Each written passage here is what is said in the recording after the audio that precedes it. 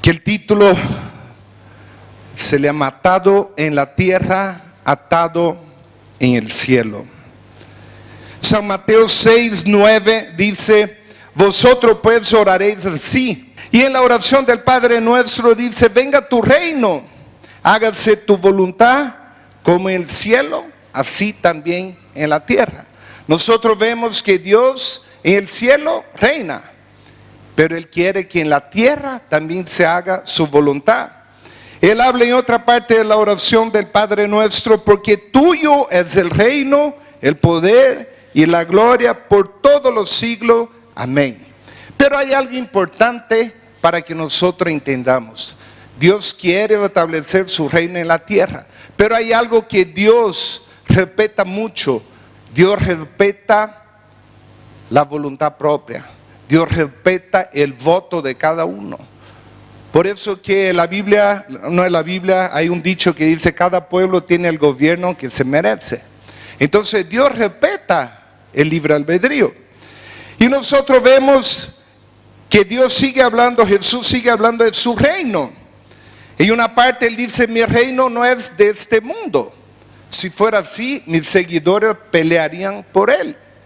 Y Jesús repite lo mismo en San Mateo 4:17. Desde entonces comenzó Jesús a predicar y a decir: arrepentíos, porque el reino de los cielos se ha acercado.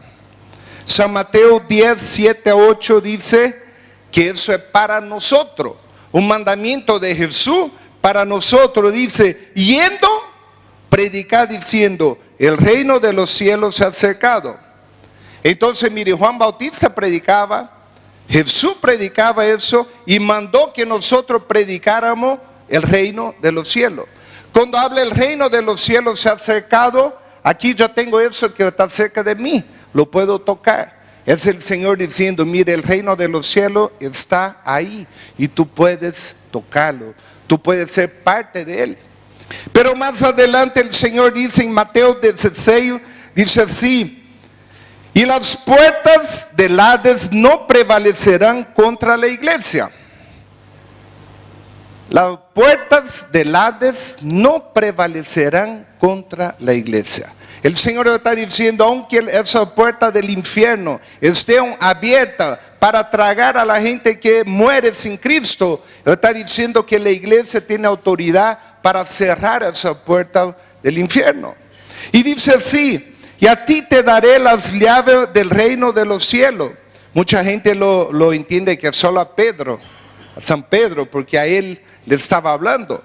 Pero aquí dice: y todo lo que atares en la tierra será atado en los cielos, y todo lo que desatares en la tierra será desatado en los cielos. Ahora mire lo interesante: cuando el Señor hace la oración del Padre Nuestro, Él dice así: hágase tu voluntad en el cielo como también en la tierra. Primero dice cielo y después tierra. En esa porción dice: lo que nosotros atamos primero en la tierra, después sería atado en los cielos. Él está hablando de una autoridad que la dio ¿a quién? A nosotros, como hijos suyos, como cristianos, con la autoridad que Él nos da. Entonces es importante entender, y lo que quiero tratar es de que tú puedas entender hoy esa autoridad que tú tienes en nombre de Jesús. La iglesia primitiva vio la experiencia espiritual en términos de una guerra. La terminología militar puede encontrarse a lo largo de todo el Nuevo Testamento. La protección se encontró en la armadura de Dios. Eso está en Efesios 6. La palabra de Dios se comparó a una espada. Los ataques de Satanás fueron llamados dardos encendidos, dardos de fuego encendido. La fe era la buena pelea, y a los creyentes se les dijo que pelearan la buena batalla. La iglesia primitiva sabía que estaban comprometidos en un intenso conflicto espiritual. Hay una gran batalla siendo librada en el mundo espiritual. Es una batalla personal interior entre la carne y el espíritu. Es una batalla social con las fuerzas del mal del mundo. La Biblia dice que Satanás es el príncipe de este mundo. Y lo nombra varias veces. Pero nosotros obedecemos ¿a quién? Al Rey de Reyes y Señor de Señores. Nosotros no obedecemos a príncipe, sino al Rey de Reyes. ¿Cuántos dicen amén? Amén. Es una batalla espiritual con los poderes sobrenaturales del maligno. Nosotros podemos ver en la Biblia en Hechos, cuando los apóstoles llegaron a predicar en una ciudad y ellos trajeron todos los libros de brujería y amontonaron y lo quemaron. ¿Qué hubo después? Hubo un gran avivamiento, hubo mucha hambre de la palabra de Dios y muchos fueron ganados para el Señor. ¿Por qué? Porque la legalidad espiritual fue quitada. Una persona que ustedes conocen que había dicho que no creía en Dios, que quien iba a hacer descubrir petróleo y gas natural era la Pachamama, y eso está publicado en el periódico El Deber. Cuando vio que todo el mundo decía, la Biblia tiene que volver al palacio, la Biblia tiene que volver al palacio, y vamos a llegar a entregar una carta con una Biblia. Entonces quiso usar la Biblia como un instrumento de chantaje, como diciendo, mire, yo también leo la Biblia. Y agarró la Biblia y abrió en el libro de Levíticos, capítulo 19. Si tú quieres, abra su Biblia, Levíticos 19, y nombró Levítico 19:12, pero leyó Levítico 19:17, que dice, no aborrecerás a tu hermano en tu corazón. No me aborrezcan a mí, no aborrezcan al pueblo. Ustedes son hermanos, no deben aborrecerse el uno contra el otro. Él nombró Levítico 19:12, pero leyó el 17. Pero cuando tú vas al versículo 12, dice así, y no juraréis falsamente por mi nombre, profanando así el nombre de tu Dios, yo Jehová. Dura palabra, como dice, se confundió, nombró algo y leyó otra parte. Y yo busqué en la Biblia qué era Levítico 19:12. Y aquí cuando dice profanar, profanar es agarrar algo santo y hacerlo profano. Es agarrar algo santo y hacerlo inmundo. Y aquí cuando dice jurar falsamente por mi nombre, es aprovecharse del nombre de Dios para su ocasión personal. Y aquí nosotros vemos que en ese día que leyó eso, toda la iglesia en varios lugares de Santa Cruz, estábamos en el 7º día, Pastor Humberto también apoyando allá por el norte, ¿no? Estábamos en el 7º día de la oración de Jericó, orando con fe que esa muralla de Jericó iban a caer. En el 7º día leyó eso y al 8º día la policía se amotinó y empezó todo lo que nosotros sabemos hoy. ¿Por qué? Porque el pueblo persistió en la fe, el pueblo persistió en oración, el pueblo persistió confiando que Dios iba a hacer su parte.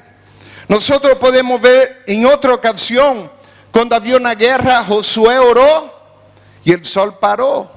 ¿Para qué? ¿Para qué Dios hizo ese milagro universal?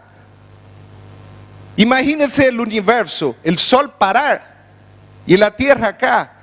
O sea, iba a haber catástrofe tremenda sobre la tierra, calentamiento, huracanes, viento, pero el sol paró por casi un día. ¿Con qué objetivo Dios hizo parar el sol en el cielo? Y la NASA lo ha comprobado. ¿Con qué objetivo? Que el pueblo siguiera peleando para terminar esa guerra en ese día, porque si no en la noche los enemigos iban a huir, fortalecerse y volver. Y Dios dijo, calma. Paró el sol. Y dice que después de guerrear, el pueblo quedó con la espada prendida en su mano. Imagínense, de pelear tanto, creo que se habrá hecho ampolla y herida. Hermanos, grandes cosas, dice la palabra, caer en las manos del Dios vivo, del Dios altísimo. Nosotros vemos que Dios es fiel, Dios es el que guerrea por nosotros. Aquí nosotros vemos cuando amenazó Y mucho dice de aquí, del trono, no solo en Bolivia, en otros países, en Brasil, uno dijo, de aquí ni Jesús me lo saca, lo sacó y lo metió a la cárcel, pero por el Supremo Tribunal corrompido, hace pocos días lo volvieron a soltar. Hay una gran guerra que está siendo librada en el mundo espiritual y nosotros debemos entender eso. 2 Corintios 10, del 3 al 5 dice, pues aunque andamos en la carne, no militamos según la carne, porque las armas de nuestra milicia no son carnales, sino poderosas en Dios para la destrucción de fortaleza. Poderosa en Dios para destruir fortaleza. Hermano, la guerra no terminó, decía el pastor Charlie. Hay amenaza todavía. El pueblo debe seguir orando. El pueblo debe seguir guerreando, como dice aquí, no con armas, no con palo, no con una escopeta, un fusil. Eso no es para nosotros. Aunque la Biblia dice la fe sin muerta es obra. Es muerta, la fe sin obras es muerta. O sea que orar y también exigir el respeto al voto. Pero aquí dice que no son carnales. Está diciendo la mejor arma que tú puedes tener. ¿Cuál es? Orar, clamar al Señor, ayunar. Cuando tuvimos también una otra, mientras oraba un día, mediodía, yo tuve otra visión. Que no es una visión para este tiempo, es una visión para la próxima elección. Y quiero pedir al pueblo que esté orando por eso. Yo agarré eso para que pueda entender más o menos lo que es la visión que tuve.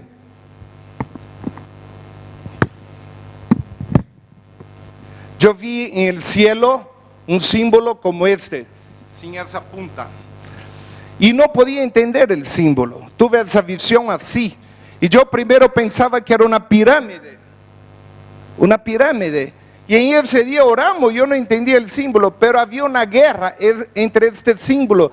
Había como una pulseta en el cielo, que este símbolo se transformaba en este, que es el número 7. Y volvía a ser así. Y volvía a ser así. Y yo veía que había una lucha en el cielo entre este símbolo y el número 7, que es el número de Dios. En la Biblia habla 7, el número de Dios. Y no lo entendí. Pasó 2 días, volví a tener la misma visión, como el Señor diciendo, quiero que siga orando por eso. Y volví a ver ese símbolo. Y cuando empecé a orar, viendo ese símbolo de esta manera, salió de mi boca cosa que nadie había orado en esos 20 días que iba de oración, reprendiendo al Espíritu, porque se me vino la imagen también de Baphomet, con el triángulo, la estrella de 5 puntas y el chivo adentro, Baphomet. ¿Quién usa el símbolo de Baphomet, Diego? Los masones. Y el Señor puso que oremos, reprendiendo el dominio de los masones en Bolivia. Y ese símbolo después vine a entender que no es una pirámide, no es la punta de una pirámide, es el símbolo de la escuadra. Y la escuadra es uno de los símbolos masónicos. Y yo vine a entender, y el Señor dijo, no es para ahora, pero para la próxima elección va a haber una disputa entre el reino de Dios y el reino de Baphomet, que es Satanás, y los masones. Por eso en ese tiempo, hermano, quiero pedir que sigan orando por esto. Y al último día, orando, el día, creo que fue el día 20 o 21,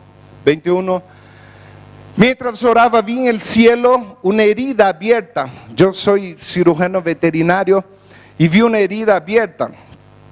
Y vi que de la tierra subió un hilo blanco. Y en el cielo había un hilo de sutura, curva. Y el hilo entró por la aguja de sutura y empezó a suturar esa herida que había en el cielo. Y seguimos orando, yo no había entendido. Y pasa como 10 minutos, viene mi esposa y dice, ya tenemos un nuevo presidente en Bolivia. Ahí vine a entender, el Señor estaba sanando la herida entre su pueblo y el cielo. Amén. ¿Cuántos dicen amén? El Señor está sanando esa herida. Amén. Gloria a Dios.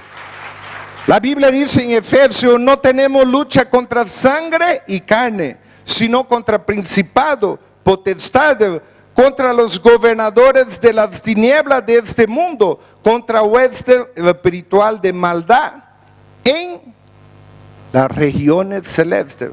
No dice en el cielo, dice en regiones celestes. Y cuando tú vas a Daniel capítulo 10, mire qué interesante en Daniel capítulo 10, ¿qué pasa primero? La Biblia dice en Ezequiel 14 que si Dios fuera a mandar justicia en la tierra tal como debería, dice que en esa época solo viviría Noé, Job y Daniel. Y me acuerdo cuando había la elección y todo el pueblo exigía los 2/3, ¿se acuerda? Salíamos con polera, 2/3, por todo lado era 2/3. Y mientras orábamos allá en la iglesia La Hermosa, yo dije, Señor, exigimos justicia, queremos tu justicia. Y el Señor me habló muy suave y dijo, hijito, no pida justicia, pida misericordia. Yo terminé orando, diciendo, Señor, ten misericordia de Bolivia. Y vine a entender cuando Daniel, el capítulo 9, él ora por su pueblo. Y él dice así, Señor, hemos pecado, nos hemos rebelado, hemos cometido iniquidad.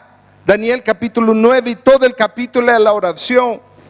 Pero en Ezequiel 14 dice que Daniel era un hombre justo. Pero él dice, hemos pecado, hemos sido rebeldes, hemos cometido iniquidad, nos hemos apartado de su camino. Daniel nunca se apartó de los caminos del Señor. Pero ¿de qué manera él oró? Él oró como si fuera un pueblo.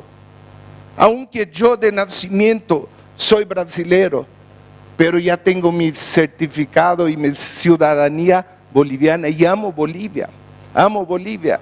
Amén. Y en esa rotonda nosotros orábamos, Señor, perdona porque hemos traficado. Señor, perdona porque como boliviano hay mucha prostitución, hay prostitución infantil, hay pornografía y tantas cosas. Señor, perdona a tu pueblo. Hemos orado como boliviano, no como una persona normal. Y Dios escuchó su oración. Aquí en el libro de Daniel capítulo 10, el Señor va a responder la oración del capítulo 9. Y el versículo 2 dice así, en aquellos días yo Daniel estuve afligido por el espacio de 3 semanas. 3 semanas por 7, 21 días. No comí manjar delicado, ni entró en mi boca carne ni vino. Él ayunó por 21 días. El versículo 12 dice que, bueno, ahí sigue, se presenta a él un ángel, toca a él, lo levanta, y el ángel llega a él y dice así, versículo 12. Entonces me dijo, Daniel, no temas, porque desde el primer día que dispusiste tu corazón a entender y humillarte en la presencia de tu Dios, fueron oídas tus palabras, y a causa de tus palabras yo he venido. ¿En qué momento la oración de Daniel llegó al trono de Dios? Al momento que él oró. Ahí dice, en el mismo día que tú dispusiste a humillarte, a buscar la presencia de Dios, fueron oídas tus palabras. El versículo 13 dice, mas el príncipe del reino de Persia se me opuso durante 21 días. Algo muy similar que pasó acá en Bolivia. Oposición por 21 días. Pero en esos 21 días el pueblo de Dios estaba haciendo ¿qué? Durmiendo todo el día, mañana, tarde y noche. No, ¿qué estaba haciendo el pueblo de Dios? Clamando a Dios, orando a Dios, pidiendo a Dios misericordia. Y aquí dice, el príncipe del reino de Persia se me opuso durante 21 días, pero he aquí Miguel, uno de los principales príncipes, vino para ayudarme.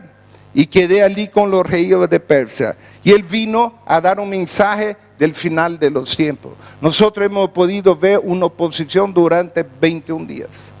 Otra cosa muy interesante que Dios hizo el día que nosotros oramos como iglesia, no solo acá, había todas las iglesias unidas de Santa Cruz y de Bolivia, los indígenas, los potosinos, los orureños de todo lado, orando, clamando a Dios, las barreras se cayeron. Y cuando nosotros el 7º día de la oración de Jericó terminamos la oración, al 8º día se cayó la barrera con los policías. Y de ahí se cayó la barrera ceguero espiritual que había con los ponchos rojos y con toda la gente. Y eso pasó porque, según de Corintios 4:4 dice que el príncipe de este mundo, Satanás, cegó el entendimiento de los incrédulos para que no les resplandezca la luz del evangelio. Entonces hay mucha gente cegada y nosotros como iglesia debemos reprender ese principado para que lo puedan ver la luz de lo que Dios quiere mostrar. Es una batalla, esa batalla que hay es una batalla por las almas de los humanos. En Apocalipsis 12 habla acerca de eso, que es una batalla por las almas. Dios dice que su pueblo es destruido por falta de conocimiento. Cuando nosotros como cristianos no tenemos conocimiento bíblico de cómo guerrear, cómo orar. Por eso es importante aprender a orar la palabra de Dios. Hay mucho poder. Una de las áreas principales en las cuales los creyentes son derrotados a causa de la falta de conocimiento en la guerra espiritual. Muchos cristianos son derrotados, salen como perdedores por falta de conocimiento en la guerra espiritual. Esa misma batalla espiritual continúa hoy, pero muchas iglesias, en lugar de combatir al enemigo, hay muchos cristianos simplemente pensando en edificar locales bonitos, dramas musicales, coro, muchas cosas, pero se olvida que hay una guerra espiritual. Satanás intensificó su ataque contra la iglesia, que muchas iglesias se retiraron de la línea del frente de batalla. La guerra invisible está siendo librada en la tierra. El ladrón Satanás no viene a la tierra sino para hurtar. ¿Hurtar qué? Bienes. Matar la vida. Destruir relacionamiento, familia. Pero Jesús dice, yo he venido para que tengan vida y para que la tengan en abundancia. Y también en 1 Juan 3:8 Jesús dice, yo he venido para deshacer las obras del diablo. A partir de ahora, con un país creyendo con la fe en Dios, creemos que todas esas artimañas, obras del diablo en Bolivia serán desechas. Pero Satanás lucha para mantener el control con los reinos del mundo. Por eso en la Biblia dice el príncipe de Persia, el príncipe de Grecia. Hay un principado sobre Bolivia. Pero ese principado fue entregado ¿a quién? A Jesús. Fue entregado a Jesús. La batalla también se efectúa dentro de los corazones. Por eso que Satanás no quiere que nosotros estemos bajo la autoridad de Dios. La Biblia dice, someteos a Dios, resistid al enemigo, al diablo, y él huirá de vosotros. Pero primero debemos someternos, sujetarnos a Dios. Por eso hay esa batalla. Satanás ciega la mente de los cristianos. Y en ese reino solo hay dos frentes de batalla. Hay dos divisiones en esa guerra invisible. Jesús dijo, el que no está de mi parte, está contra mí. Y ese fue el versículo que el Señor me llamó, cuando dijo, por cuanto sois tibio, me habló a mí. Cuando yo como cristiano andaba con un pie en la iglesia, otro pie en el mundo. Aquí el domingo era santito, pero cuando salía a la universidad, no. El Señor dijo, por cuanto soy tibio, no soy frío ni caliente, te vomitaré de mi boca. Entonces, hermano, tú no puedes ser neutral en esta guerra. Tú no puedes ser neutral. O tú estás con Cristo o no. Muchos cristianos, muchos creyentes, debido a su temor a la confrontación con el enemigo, tratan de ignorar la guerra y tratan de hacer una tregua con el enemigo. Él lo dice, mire, yo no voy a atacar, no voy a evangelizar, no voy a orar y ahí el diablo no me va a atacar. Pero esa es la más importante de su táctica de Satanás. No hay neutralidad. En esa guerra o tú eres un soldado o tú eres un civil. ¿Qué hace el soldado? Tiene que salir a defender. Como escuchamos de la policía y del ejército, nosotros no estamos colocados para destruir al pueblo, sino la maldad. La policía dijo, nosotros estamos aquí para perseguir a los criminales, no al pueblo en sí. Y nosotros no vamos a levantar armas contra el pueblo. Nosotros como cristianos también, o nosotros somos soldados, o nosotros somos, como mi padre siempre dice, un cristiano triple S, salvo, sentado, satisfecho.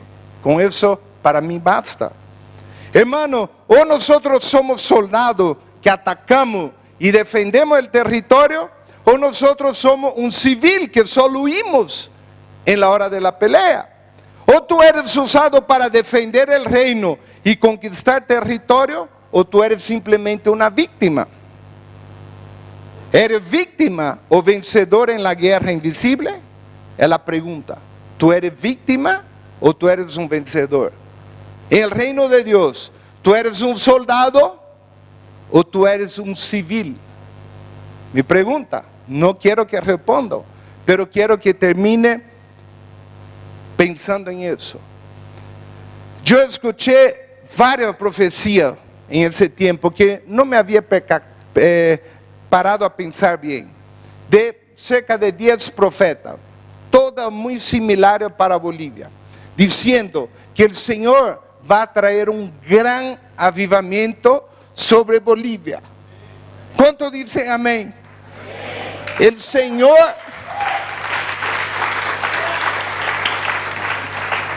Señor está acomodando la herida en el cielo. Esa herida en el cielo fue suturada, como el Señor mostró. Esa herida está siendo sanada. Y el Señor, yo creo que el Señor va a traer un gran avivamiento. Pero el Señor también dijo en una profecía que va a quitar los odres viejos y que nosotros necesitamos ser odres nuevos, porque Él va a derramar un vino nuevo. Y quiero que te diga algo. Yo estoy ansiando ese avivamiento. Ahora, para que tú y nosotros recibamos ese avivamiento, el Señor, como dice en Joel, cuando habla que Él derramaría de su espíritu sobre toda carne, hijo, joven, anciano, Él dice que antes el pueblo tenía que orar, clamar, ayunar, arrepentirse de su malo camino. Y quiero decir, hermano, que debemos prepararnos para ese avivamiento. Debemos preparar. Si tú tienes algo de odres viejo, odres era donde se depositaba el vino. Si tú tienes algo de odres viejo, quiero pedir que tú puedas orar al Señor, que tú puedas pedir al Señor, que tú puedas decir, Señor, conviértame en odres nuevos. Yo quiero recibir ese vino nuevo. Yo quiero ser parte de la historia de Bolivia. Yo quiero ser parte de este avivamiento que tú has profetizado por muchos profetas. Yo escuché cerca de 10 profetas diciendo lo mismo. No fue uno, no es coincidencia. Hermano, quiero terminar preguntando, prepárate para que tú puedas tocar el reino de Dios, como Juan Bautista decía, como Jesús decía, y como Él mandó seguir diciendo, arrepentíos, porque el reino de los cielos se ha acercado. El Señor quiere sobre tu vida, sobre tu casa, abrir los cielos. El Señor quiere hacer como Él dijo, a partir de ahora veréis una escalera de ángeles que suben y bajan. Y yo creo que este es el tiempo. Tú estás en el tiempo de participar de lo que Dios está mandando sobre Bolivia. Conclusión, hermano, aprender de la guerra espiritual te prepara para entrar en la arena de este mundo y pelear por las almas de los hombres y mujeres, niños y niñas. Por eso se le dio autoridad sobre a nosotros, sobre Satanás. Nosotros tenemos autoridad sobre él.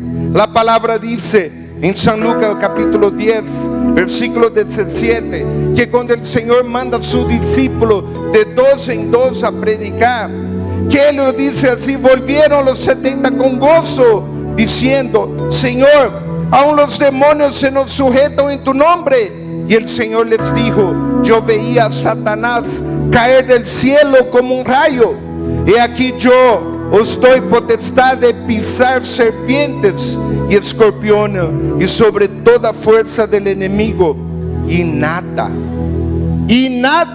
os dañará. Hermanos, esa es la autoridad que el Señor te dio a ti y a mí para pisar serpientes y escorpiones. Hermano, el Señor te dio esa autoridad. Ahora la pregunta es: esa autoridad no es para los cristianos triple S, salvos, sentados y satisfechos.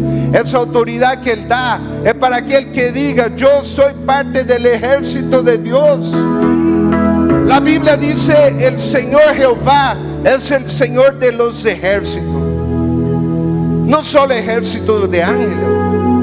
Cuando David venció a Goliat, ¿qué dijo él? Tú has desafiado al Señor de los ejércitos. Yo quiero invitarte que tú te pongas de pie en ese momento, que mientras cantamos una adoración, que tú puedas ponerse en cuenta con el Señor, que tú puedas decir: Señor, cambia el odre viejo en mi vida, hazme odres nuevo. Yo quiero ser parte de ese avivamiento profetizado sobre Bolivia. Levante su mano si tú quieres ser parte de este avivamiento. Levante su mano, mantenga levantada su mano y vamos a adorar al Señor en ese momento. Yo quiero